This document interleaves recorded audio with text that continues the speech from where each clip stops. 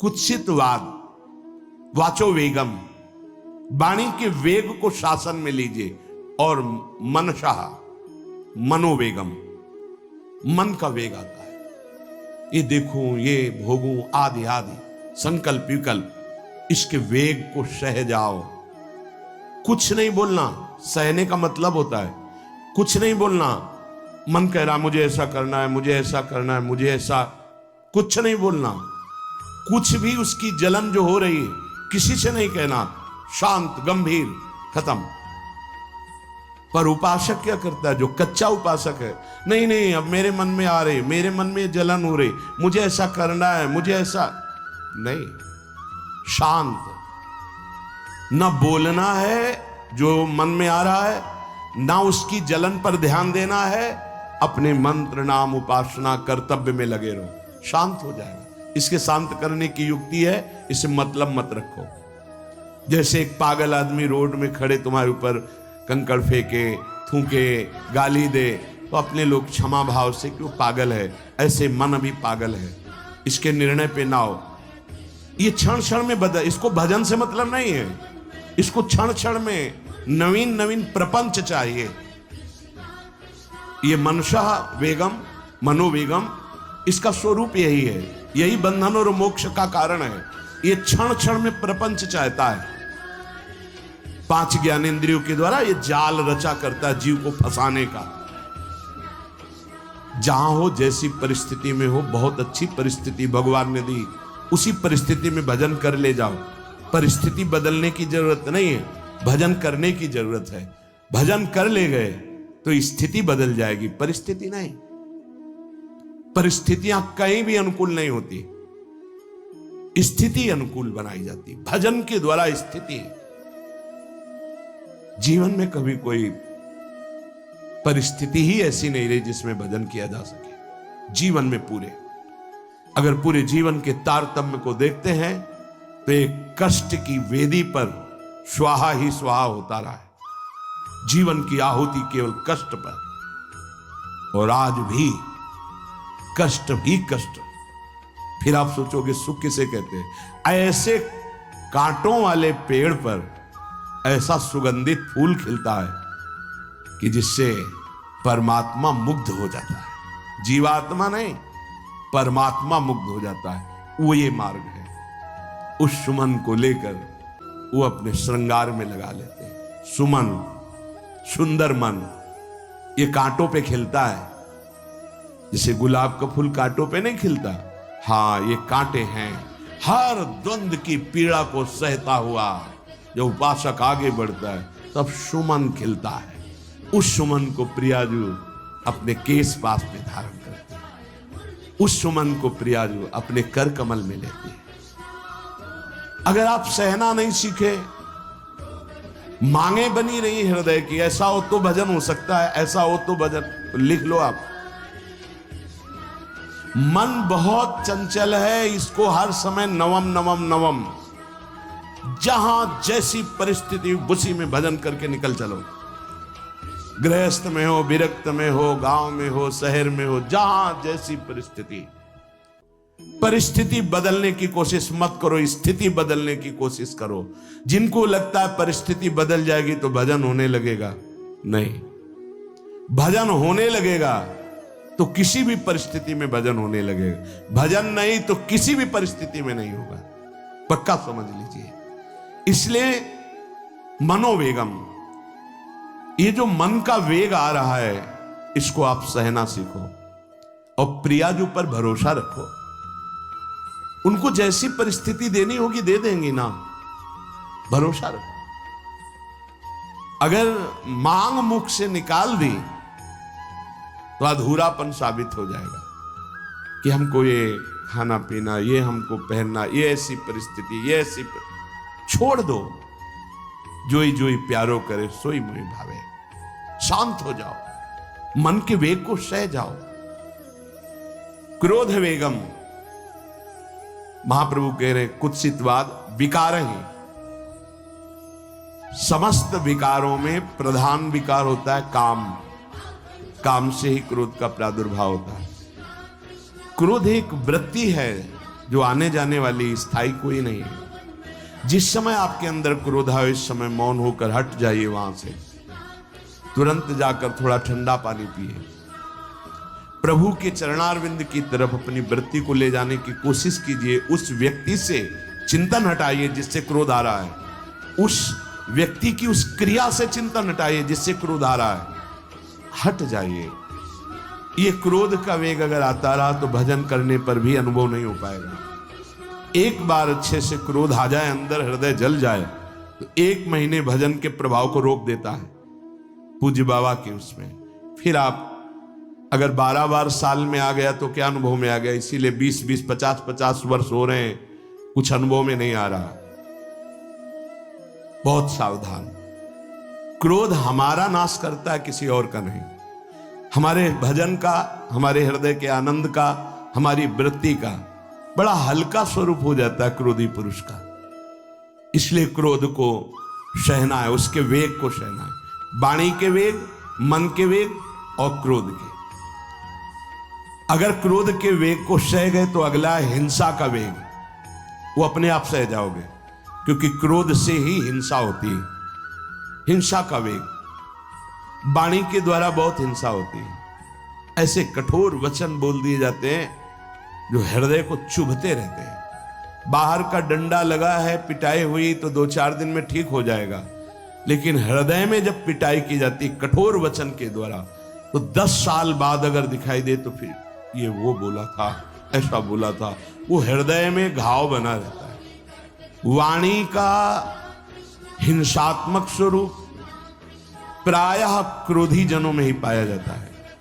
अगर क्रोध वेग को सह गए तो वाणी के द्वारा हिंसा नहीं होगी, और मन के द्वारा मलिन हृदय में हिंसा का भाव होता है कि चलो हम वैष्णव में मारेंगे तो नहीं, पीटेंगे तो नहीं आपको, लेकिन भगवान तुम्हारा नाश करेंगे, भगवान बहुत जल्दी, ऐसा भाव मन में, ये भी हिंसा है शरीर के द्वारा। तो ना वाणी के द्वारा, ना मन के द्वारा, ना शरीर के द्वारा। क्यों? उसके हृदय में भगवान बैठे, हमको उनको रिझाना है, हमें निर्दोष होकर भगवत प्राप्ति करनी है। ये हजारों दोषों की पंक्तियां यहां हैं। कोई कह दे हम निर्दोष हैं, हमें लगता है कि यही सबसे बड़ा दोष है। नहीं तो अंदर देखा जाए ना, तो क्रम क्रम से धीरे धीरे निर्दोष हुआ जा रहा है प्रभु की कृपा से। कोई जन्म से निर्दोष नहीं होता, वो तो अवतार होते हैं भगवान के। एक पद में था, शरण जिसको ले ली हृदय से लगा, और विषय पंख से धीरे धीरे, क्रमशः विषय पंख से धीरे धीरे उसको हटाया। हित जो महाराज जी के लिए आया, हमारे हृदय को धीरे धीरे निर्विषय किया जा रहा है। और सहत सहत बाढ़े भगत ग्रहतन गुरु हितगार, इन दोनों का मिलान कर धीरे धीरे सहाते सहाते हमें निर्विषय किया जा रहा है। आचार्य चरण, इष्ट देव, गुरुदेव कर रहे हैं, हमको राजी रहना है। जैसी परिस्थिति है, जैसी भी हमें गुरुदेव रख रहे हैं, इष्ट देव रख रहे हैं, हमें राजी रहना है। इससे क्या होगा कि हमारे अंदर क्रोध नहीं आएगा, गुस्सा नहीं आएगा। नहीं, ये इतना बेईमान मन है कि इष्ट देव पे भी गुस्सा कर सकता है, ये आचार्य पे भी गुस्सा कर सकता है, ये परम कृपालु गुरुदेव पर भी गुस्सा कर सकता है। क्रोध वेग सह गए तो वाणी और मन और शरीर के द्वारा जो हिंसा का वेग है उससे बच जाएंगे। फिर कह रहे हैं उदर वेगम, उदर वेग भूख। आप लोगों को तो हमें लगता है कि इस वेग को सहना ही नहीं पड़ता।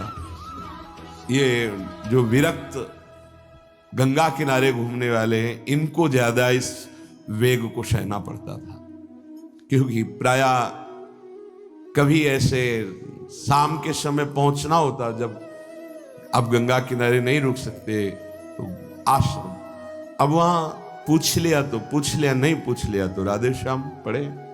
अगर कोई मंदिर मिल गया तो हम आश्रम आदि कोई खोजना ही नहीं, गांव में तो जाना ही नहीं है, क्योंकि नवीन अवस्था में कभी गांव में भिक्षा भी नहीं मांगी, आकाश वृत्ति का ही आश्रय लिया जो शास्त्र सम्मत। गांव में कभी पूरे जीवन में किसी गांव में किसी एक रात्रि किसी घर में कभी सहन नहीं। गांव के किनारे मंदिर मिला या कोई आश्रम संत जनों का, वहां भूख के वेग को जो सह जाए तो भजन में बहुत रुचि हो जाती, क्योंकि भजन से चित्त हटेगा तो भूख व्याकुल करेगी, और उसकी व्याकुलता से बचना है तो भजन में लगना पड़ेगा। और आपको सच्ची कहते हैं कि कई कई दिन भोजन न मिलने पर भी शरीर में गंगा जल के कारण कभी कमी महसूस नहीं हुई। जो दूध में पावर है उससे अधिक सामग्री गंगा जल में है। अब वो बहुत से ऐसे नगरों के समीप से गंगा मैया निकली जहां से बड़ी बड़ी फैक्ट्रियों का, तो नहीं, बहुत सुंदर गंगा जल। वो तो सुंदर है ही, था, है, रहेगा। अपने लोग बड़े बड़े ऐसे नाले ऐसे जिससे वो भाव तो है पर वस्तु तत्व तो है, पर जो दृश्य है वो अब गड़बड़ हो रहा है। ऐसे यही बड़ा नाला गिर रहा है सामने जाके, अब वहां ऐसे रज लेके ऐसे लगाओ तो दुर्गंध युक्त निकलेगी, क्योंकि वो ऐसे देखो तो ऐसे पदार्थ बहते नजर आ रहे कि अब ये दुर्भाग्य ही है समय का कि परम पावन गंगा यमुना जैसी नदियां जहां स्नान आचमन और भरपेट जल पीकर परम पवित्र और भगवदानंद में डूबा जाता था, वो भी सौभाग्य छिन रहा है। तो अगर सब सुविधा है तो भी हफ्ते 10 दिन में एक बार इस वेग को सहना तो सीखे। कस के भूख लगे और आज नहीं पाए। एक दिन किसी व्रत का अनुष्ठान करने के लिए हम नहीं कह रहे, लेकिन इस वेग का आनंद तो लीजिए ना कभी। एक टाइम का छोड़ दीजिए, एक दिन के हफ्ते में सुबह थोड़ा ले लिया, बस अगले सुबह लेंगे तो आपकी दिनचर्या नहीं बाधित होगी। आपको तो मिल रहा है ना, तो मिल ही नहीं रहा। जो उदर वेग है, भूख में भजन का एक तार जुड़ता है, ये देखा है। क्योंकि ना तो नींद आएगी और ना कहीं और कोई प्रपंच की गुंजाइश है, क्योंकि उदर वेग जब भूख से व्याकुल जी होता है तो बचने के लिए एक ही उपाय है, केवल भगवत चिंतन। हटो उसके चिंतन से। ये पूर्व के संतों ने बहुत कष्ट पूर्वक भजन करके जो लाभ प्राप्त किया है वो आप लोगों को सहज में मिल। कभी कभी अपने को इससे परिपक्व करना चाहिए। जैसे शास्त्रीय पद्धति में महीना में 2 तो व्रत है ही हैं, 15 दिन में एक एकादशी, 15 दिन में एक एकादशी। वो इसीलिए रखा गया है सार्वजनिक रूप से कि वो संयम को ना कर पाए तो 15 दिन में एक दिन संयम पूर्वक पवित्र भजन। अपने लोग जानबूझकर हफ्ते में एक टाइम छोड़ दें या एक दिन कभी ऐसे, तो उदर वेग को सहते हुए भजन। उदर वेग देख लो, उदर वेग को सहने के लिए तो अगला जो बात कह रहे हैं वो अपने आप सह जाओगे। जैसे क्रोध वेग को सह गए तो हिंसा वेग पर आप शासन कर लेंगे, ऐसे उदर वेग को सह गए तो उपस्थ वेग को सह जाएंगे। उपस्थ वेग कहते हैं जनेंद्री के कामोपभोग को। जब पेट में भरपेट भोजन ही नहीं है ना तो और कुछ चिंतन ही नहीं रहा। यौवन अवस्था जवानी ऐसे भगवान ने काटी है कि याद ही नहीं रहा कि संसार का कोई सुख होता है।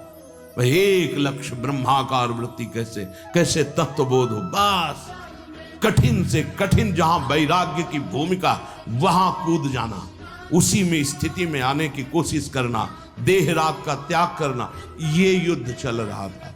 बड़ी कृपा है। उपस्थ वेग, इसका जनेंद्री का वेग आता है। जो स्कूल में आदतें जिनकी गंदी हो गई बच्चों की, फिर आगे वो संयम में उनको बहुत बाधा है। कई ऐसी क्रियाओं से वो जानकारियां रख लेते हैं कि जो अपना सर्वनाश करने के लिए पर्याप्त है। उपस्थ का जब वेग आए तो सहने की सामर्थ्य उसी की आएगी जो उदर वेग को सह जाता है। पक्का। किसी उपासक को देखा बहुत शरीर कृश हो रहा है, तो पूछा क्यों, भोजन क्यों नहीं करते, आप ऐसे कैसे हुए, पहले तो आप ऐसे नहीं थे, आप तो पहले बहुत स्वस्थ थे, फिर क्यों, कैसे नहीं, बताइए क्या, ज्यादा आवश्यकता नहीं है, जीने के लिए बस प्राण पोषण के लिए डाल लेते हैं, क्योंकि जो शांति चाहिए वो तो इतने से ही मिलेगी ना। बहुत बहुत प्रसन्नता, ठीक है, ठीक चल रहे हो आप, पर इतना पाते रहो कि सीढ़ियां चढ़ उतर ले, इतना पाते रहो कि आपका शरीर काम करे। तो कहा हृदय में बहुत प्रसन्नता है, बहुत सुंदर, संयम में अपने आप को ले आना ये महात्मा का लक्षण होता है, चाहे स्त्री शरीर हो चाहे पुरुष शरीर हो। धन्याति धन्य, आप अपने आप को कस दीजिए, यही तो राग त्यागना ही। जो जवानी में अपने आप को जला दिया वो बुढ़ापे में चमकता है, ध्यान रखना। जो जवानी में उद्दंडता में समय व्यतीत किया वो बुढ़ापे में गंधाता है, ये भी ध्यान रखना। गंधाता वो अंदर जो दुर्गंध के पौधे थे ना, वो सब दुर्गंध फैलाते हैं। पूज्य श्री पंडित गया प्रसाद जी महाराज जी ने कहा, गृहस्थी में होते हुए भी 40 और 45 के बीच में काम विजयी हो जाना चाहिए, नहीं तो जीवन बिल्कुल बर्बाद हो जाएगा। जो कुछ गृहस्थ धर्म की सेवा है 40-45 के बीच तक हो जाए, मतलब 20 से 25 से ब्याह हुआ आपका, 40-45 तक लड़का बच्चा, इसके बाद अखंड ब्रह्मचर्य धारण कर लो। 40-45 से संयम में हो जाओ तो तुम्हारा जीवन सार्थक हो जाएगा। पूज्य पंडित गया प्रसाद जी महाराज, बहुत जरूरी है उपस्थ जनेंद्री के वेग को सहना, पर हर वेग अपने आप में बहुत कठिन है, पर एक दूसरे से इसका तारतम्य है। यदि उदर वेग रसेंद्री को आप शासन में ले लिए तो जनेंद्री को आप शासन में ले लेंगे, और अगर रसेंद्री को शासन में ले लिया तो जनेंद्री को शासन में ले सके असंभव, पक्का। और जनेंद्री रसेंद्री के सब खिलवाड़ चल रहे, तो परमार्थ और भगवत प्रेम प्राप्ति तो सब अभ्यास जिनका भगवदाकार हो गया है, वो विषयान ग्रहणम तो मुंचंत हुआ। जब इंद्रियों पर शासन बाबा ने अपने किया तो 24 घंटे में एक कवल पाते थे, एक कवल, आश्चर्य होता है। ऐसे सामने दाल रोटी सान ली गई और एक कवल जितना, बाबा सिद्धासन पद्मासन का से। और जब भगवदानंद ब्रह्मानंद में 70 घरों में एक दिन में भिक्षा में जाते थे, एक दिन भिक्षा। अब वहां गए तो एक कवल तो पाया ना, तो 70 कवल हो गए। विषयान ग्रहणन तो मुंचंत हुआ, कोई फर्क नहीं। पर हम क्या होता है कि स्थिति होती नहीं तो सिद्धों की नकल करने लगते नहीं। पहले हम साधक हैं, पहले हमारी इन वेगों पर विजय प्राप्त करने की वृत्ति आनी चाहिए। वाणी का वेग, मन का वेग, क्रोध का वेग, हिंसा का वेग, उदर का वेग और जनेंद्री का वेग, एतान वेगान सहते यस्तु विद्वान, वही शास्त्रों के रहस्य को जानने वाला परमार्थी है जो इतने वेगों को सह जाए। निंदा चास्य हृदयम नोपहन्यात, इसके बाद जब उसकी निंदा हो तो उस पर कोई फर्क नहीं पड़ना चाहिए। इसके बाद जो इन सब वेगों को सह गया है, अब उसकी निंदा हो रही, कोई निंदा कर रहा है तो उसको आनंद पूर्वक सह जाए। ऐसा क्यों कहा? इसके बाद अगर दोष है, निंदा हो रही, तब तो संभालना ही, ये गलती हो गई आपसे। जब आप दोष रहित है फिर निंदा हो रही, तो आनंद पूर्वक आपको उसका विरोध नहीं करना, सहना है। क्योंकि ये सहना बिल्कुल भगवत साक्षात्कार के नजदीक ले जाएगा। देखो, अपमान, निंदा, तिरस्कार, असलियत में हम कैसे साधक हैं, इन्हीं के द्वारा परिचय होता है। पूज्य स्वामी श्री अनंग बोधाश्रम स्वामी जी महाराज बड़े महापुरुष थे, जिनको स्वयं करपात्री जी महाराज मूर्तिमान ब्रह्म कह के साष्टांग दंडवत करते, दिगंबर रहते थे, नंग दड़न, केवल गंगा के ही तक। वो महीने 2 महीने में और कहीं नहीं जाते थे। एक बड़े वकील साहब थे, वो भिक्षुकों को रोटी दाल ऐसे रोज बंटवाते थे, उनकी पंक्ति में लगने जाते थे। महीने 2 महीने में एक बार पंक्ति में लगते थे जाके, नंग धड़ंग अवधूत वेश जटाएं, और जरूर ऐसी चेष्टा करते थे जिससे उनको धक्का मुक्की लगा दी जाए। तो एक दिन गए, लाइन में खड़े हुए, फिर 2 लोगों को क्रॉस करके आगे लाइन में, फिर आगे लाइन, तो जो नौकर डंडा लिए खड़े थे उनका तुम्हें बार बार मना किया, 1-2 डंडे लगे, फिर आगे जाके खड़े हो, धक्का मारा, पीछे किया। और ऐसा ये महीने 2 महीने में वहां सहने जाते थे। अचानक उस दिन वकील निकले, उन्होंने देखा, अरे स्वामी अनंग बोधास, पता है तुम्हें कौन? साष्टांग दंड। उस दिन से जाना बंद कर दिया। फिर एक दिन गए थे प्रभुदत्त ब्रह्मचारी जी के यहाँ, कहां असनी है और कहां जोशी, गंगा किनारे पूरी रात चल करके पहुंचे। 2 बजे आवाज लगाई, ब्रह्मचारी। स्वामी जी उतरे नीचे, साष्टांग दंड, बैठे। उनका स्वामी जी 2 बजे रात, हाँ ऐसे मन आया आ गया, कुछ खाओगे पियाओगे? स्वामी जी, और वो भी परमहंस ब्रह्मचारी जी, बहुत संयमी महापुरुष प्रभुदत्त ब्रह्मचारी। टीन में कुछ आटा रखा, तो बोले स्वामी जी कहो तो रोटी बना दे। बोले हाँ बनाओ। रोटी और नमक ऐसे पर, जितना टीन में आटा था सब भाग, जो 2-4 किलो जो भी। तो बोले स्वामी जी आटा तो खत्म हो गया।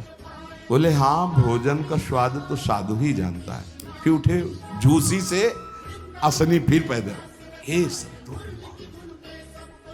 अपमान, तिरस्कार, क्षुधा, हर वेग, ये हमारी कसौटी है। परमार्थ का पथिक चाहे जिस मार्ग का हो। देखो सुदामा जी गृहस्थ मार्ग के कितने उच्च कोटि के, नरसिंहमेहता गृहस्थ मार्ग में कितने उच्च कोटि के। एक कभी तो सौभाग्य ऐसा प्रभु देते जब कोई हमारी निंदा करता है, ये सौभाग्य है, हमें सहने का सौभाग्य मिलता है। कभी तो कोई अपमान करता है जब, तो भगवान से प्रेरित होकर वो सौभाग्य मिलता। ये साधक को उस समय चिड़चिड़ा नहीं होना चाहिए, उस समय मुस्कुराना चाहिए कि आज मेरी स्थिति का थर्मामीटर डाला जा रहा है, कैसे हो, नहीं आनंदित है। पर देख लो, प्रशंसा होगी तो चेहरा खिला हुआ गुलाब के फूल की तरह मिलेगा, और निंदा होगी तो ऐसे होगा। ऐसा नहीं होना चाहिए। नहीं करत जे अनसहन निंदक, तीनों पे अनुग्रह कियो। इसीलिए पूज्य बाबा कह रहे कि इसके बावजूद, अर्थात समस्त वेगों को सहन करने के बावजूद, तुम्हारी जब निंदा हो और उसको सह जाओ, तब तुम परमार्थ के शूरवीर योद्धा कहे जाओगे। विपत्ति में सब साथ छोड़ देते तो हृदय के भी साथी साथ छोड़ते हैं, ध्यान रखना। जब विपत्ति आती है तो मन भी साथ देना बंद करने लगता है, विपरीत जाने लगता है, बुद्धि भी विपरीत जाने लगती है। इसलिए जो विपत्ति में अपने धैर्य और साहस को ना खोकर अपने सिद्धांत से चलता है, उसे महात्मा कहते, चाहे वो गृहस्थ हो चाहे विरक्त हो। ध्यान दीजिए, संपत्ति में, अनुकूलता में तो सब सावधान होने की कोशिश करेंगे, बड़ी कृपा है भगवान की। यहां कहने विपत्ति में सब साथ छोड़ते हैं, ये जीवन में देखा है। विपत्ति में ना तो बाहरी कोई साथ देता है और न मन साथ देता है, उस समय भजन साथ देता है, भजन। विपत्ति में हृदय को जो दृढ़ रखे, धैर्यवान और साहस बिल्कुल ना गिरने पावे, आगे बढ़ो, नाम जब तुम्हारा भजन वैसे ही चलना चाहिए, तब समझना चाहिए कि हमारी साधना परिपक्व। विपत्ति में कोई साथी नहीं होता, देखा गया है, कोई साथी नहीं। मन भी धोखा दे देता है, मन भी, अपना मन भी साथी नहीं, उस समय केवल भजन साथी होता है। तभी विपत्ति को कुंती जी ने मांगा, क्योंकि उस समय एक ही साथी होता है, हरि बस। संपत्ति में तो बहुत साथी मिल जाएंगे, अब तो साथी ही साथी हैं, जिधर देखो उधर साथी हैं। और उस समय तो जिधर देखो उधर केवल हरि है, दूसरा कोई है नहीं। ये बड़ा सुख मिलता है जब तिरस्कार और विपत्ति एक साथ होती है, तो सीधे प्रभु से फोन में बात होती, सीधे प्रभु होते हैं कि आपके सिवा को। इसीलिए बहुत प्रवीण है कुंती माता, इसीलिए कहा कि मुझे विपत्ति दीजिए जो हर कदम में आपका स्मरण करती है। अच्छा, प्रभु जब कृपा करते हैं तो ऐसी विपत्ति देते हैं कि अंतिम श्वास तक वो बनी ही रहती है, अंतिम श्वास तक बनी रहती है। हर कदम पर जैसे गार्ड रखा जाता है ना, सावधान, यहां से ऐसे ऐसे ऐसे हर समय विपत्ति महारानी सावधान, तुम्हारा जीवन कभी भी नष्ट हो सकता है, किसी भी क्षण नष्ट हो सकता है, इसलिए हर समय लक्ष्य पे रखो अपनी दृष्टि प्रिया प्रीतम पे। ये कृपा होती है। तो उपासक को जब विपत्ति मिले, सब साथ छोड़ दें, मन भी ना लगे, तब धैर्य और साहस दोनों को सुरक्षित रखते हुए साधना में समय आया है, परीक्षा आई है, फेल मत हो, धैर्य पूर्वक डटे रहो, निकल जाएगा। ये तूफान है, मन का तूफान है, माया का तूफान, निकल जाएगा, आगे बढ़ो। अगर भूल गए तो इससे बड़ी कोई हानि नहीं होगी, ध्यान देना। साहानिस्तन महच्छिद्रम सा चांद्र जड़ मूढ़ता यन्मुहूर्तम क्षणार्धम वा वासुदेवम न चिंतयेत। अय उपासक, वो मुहूर्त, वो आधा क्षण जिसमें आप अपने प्रभु को भूल गए, किसी भी प्रकार से अपमान को देखकर, निंदा को सुनकर, विपत्ति के चक्कर, सबसे बड़ी हानि हो जाएगी। आधे क्षण के लिए भी प्रभु को नहीं भूलना सबसे बड़ी त्रुटि, अंधापन, जड़ता, मूर्खता होगी कि उपासक निंदा सुनकर, अपमान की परिस्थिति में या विपत्ति में अपने प्रभु को भूल जाए। नहीं, एक क्षण के लिए भी नहीं, ना संपत्ति में भूलेंगे और ना विपत्ति में भूलेंगे। जो उपासक है वो ममता शून्य होता है, इसलिए उसका भजन नहीं रुक सकता। न शरीर पे ममता है, न किसी संबंधी पे ममता है। तो विपत्ति किस पे आएगी? इन शरीरों पर ही तो आती है। विपत्ति किस पे आएगी? संबंधों पर ही तो आएगी। तो उसका भजन क्यों नहीं रुकता? क्योंकि ममता शून्य है।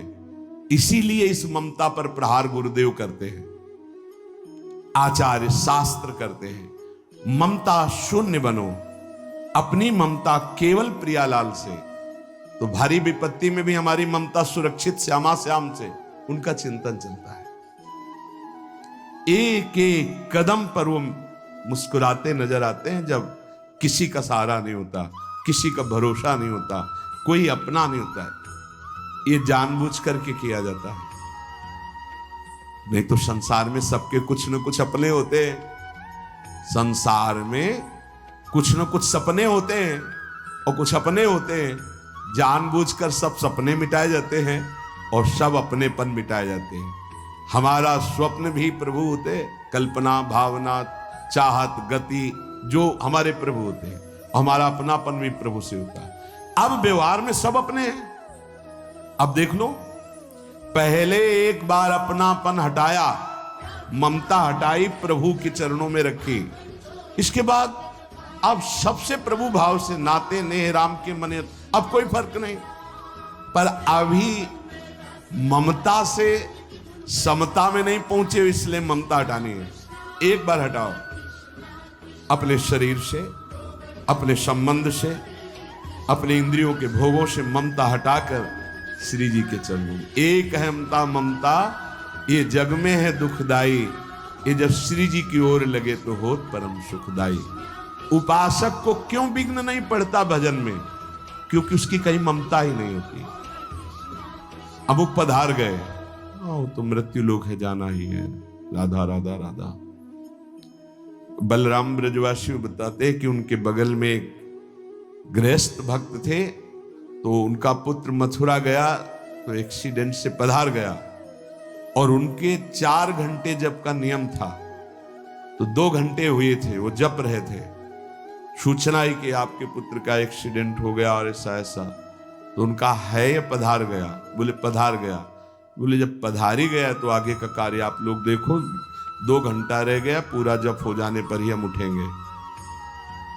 पूज्य श्री मुखिया जी महाराज जो इस समय गाते हैं, राधा वल्लभ जी इनके पिताजी, बड़े मुखिया जी कहे, जहां राधा वल्लभ जी के सामने हारमोनियम में ऐसे हाथ रखा और एक बार राधा वल्लभ जी को देखा, आंख बंद की, तो समाज पूरी होने के बाद ही आंख खुलेगी। इतने में सूचना है कि आपके बड़े पुत्र को अग्नि के द्वारा ऐसा, तो शरीर पूरा हो गया।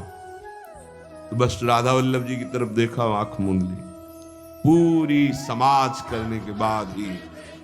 क्यों? क्योंकि ममता शून्य, ममता युगल चरणारविंद में राधा वल्लभ लाल जी जाने का समय निश्चित है, चला गया। अब हम श्री जी की सेवा में उसका मंगल ही होगा। ये आना बड़ा कठिन है, ममता का त्याग होना बड़ा कठिन।